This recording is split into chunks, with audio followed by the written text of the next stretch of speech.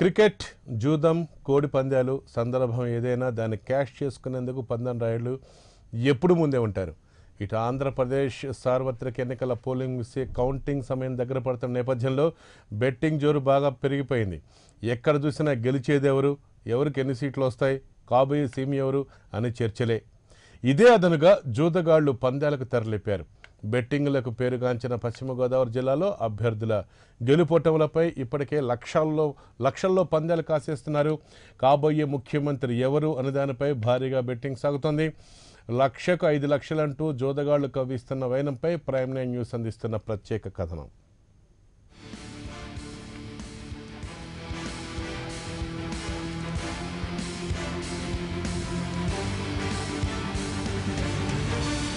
పందాలకు పెట్టింది పేరు గోదావరి జిల్లాలు. అది సాంప్రదాయ వేడుకలోనైనా, 5 ఏళ్లకు ఒకసారి వచ్చే సార్వత్రిక ఎన్నికల్లోనైనా సరే కోట్ల రూపాయలు చేతులు మారాల్సిందే.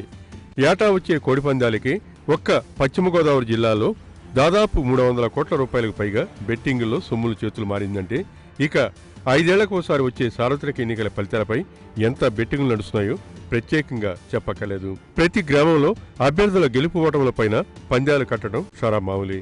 అయితే ఈసారి ఏకంగా పార్టీ అధినేతల గెలుపు ఓటములపైనే భారీ పందాలు కాసేందుకు సిద్ధమవటం ప్రత్యేకం. జనసేన అధినేత పవన్ కళ్యాణ్ పశ్చిమ గోదావరి జిల్లా భీమవరం నుండి పోటీ చేయడంతో పవన్ గెలుపుపై బెట్టింగుల వర్షం కురుస్తోంది. మరోవైపు ఆయన ఓటంపైన అంతే పందాలు నడుస్తున్నాయి.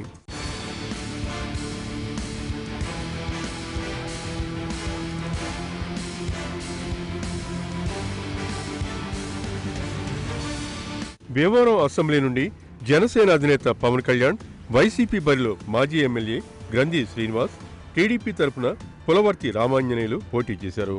భీమవరంలో 2,46,336 మంది ఓటర్లుండగా 1,91,469 ఓట్లు పోలయ్యాయి.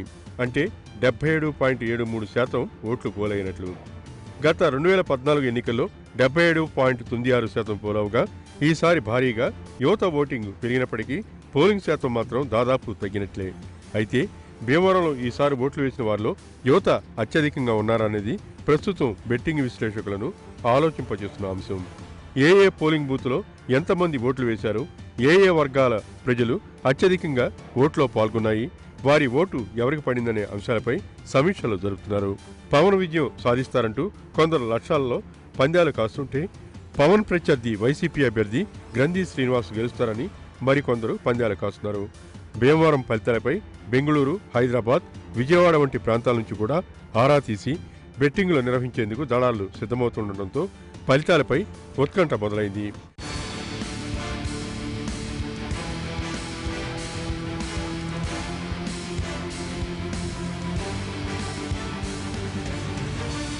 పశ్చిమ గోదావరి జిల్లాలో భీమవరంతో పాటు నర్సాపురం పార్లమెంటు బరిలో నిలిచిన జనసేన అభ్యర్థి నాగేంద్రబాబు, వైసీపీ అభ్యర్థి రఘురామకృష్ణరాజు ఫలితాలపైన బెట్టింగులు జరుగుతున్నట్లు తెలుస్తోంది.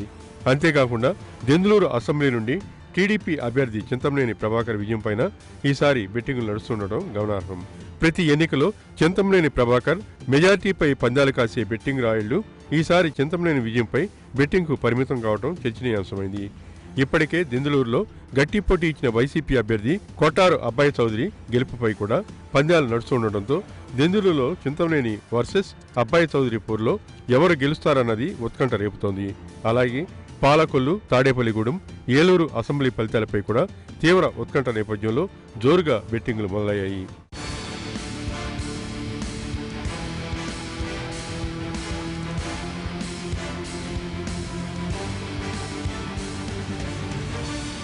అవకాశం ఉన్న ప్రతి అంశాలపైన పందాలు కాసేందుకు ఉవ్విళ్లూరుతున్నారు పందెం రాయుళ్లు.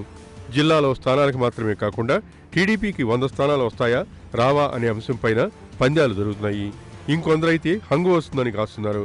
జనసేనతో కలిసి టీడీపీ ప్రభుత్వం ఏర్పాటు చేస్తుందని కొందరు అంటుండగా మరికొందరు వైసీపీ అధికారంలోకి వస్తుందని అంటూ పందాలు కాస్తున్నారు. ఇంకొందరైతే జనసేన అధినేత పవన్ కళ్యాణ్ ఏదో విధంగా ముఖ్యమంత్రి అవుతారని పెద్ద ఎత్తున పందాలకు దిగుతున్నారు. 1కి 2-3 రెట్లు హెచ్చు పద్ధతుల్లోనూ జరుగుతున్నాయి. పందాల్లో కొందరు నగదును కాస్తుండగా మరికొందరు స్థిరాస్తులను పెడుతున్నారు. ఇప్పటికే పలు పట్టణాల్లో బుకీలు రంగప్రవేశం చేసి కేంద్రాలను తెచ్చారు. పందెం రాయలకు మధ్యవర్తిగా ఉంటూ ఇరుపక్షాల సొమ్మును కట్టించుకుని గెలిచిన వారి నుంచి 10% కమిషన్ తీసుకుంటారు. ఈ తరహా కేంద్రాలు ఏలూరు, భీమవరం, పాలకొల్లు, నర్సాపురం, తణుకు, తాడేపల్లిగూడెంలో ఏర్పాటైనట్టు తెలుస్తుంది. ఇవి ఉభయ తెలుగు రాష్ట్రాలతో పాటు ఇతర నగరాల పందెం రాయులకు కేంద్రాలుగా ఉంటున్నాయి. గత ఎన్నికల సమయంలో ఇటువంటి కేంద్రాలపై పోలీసులు దాడులు జరిపి లక్షల రూపాయలు స్వాధీనం చేసుకున్న సంఘటనలున్నాయి. పంద్యాలు కూడా ఒకరినొకరు విచారించుకుని పలానా పార్టీ వస్తుందని 10 మందిని అడిగి తెలుసుకుని ఆపై కాస్తున్నారు. ఇది బహిరంగ రహస్యమే అయినా ఎవరికి వారు గప్చిపుగా చక్కబెట్టుకుంటున్నారు.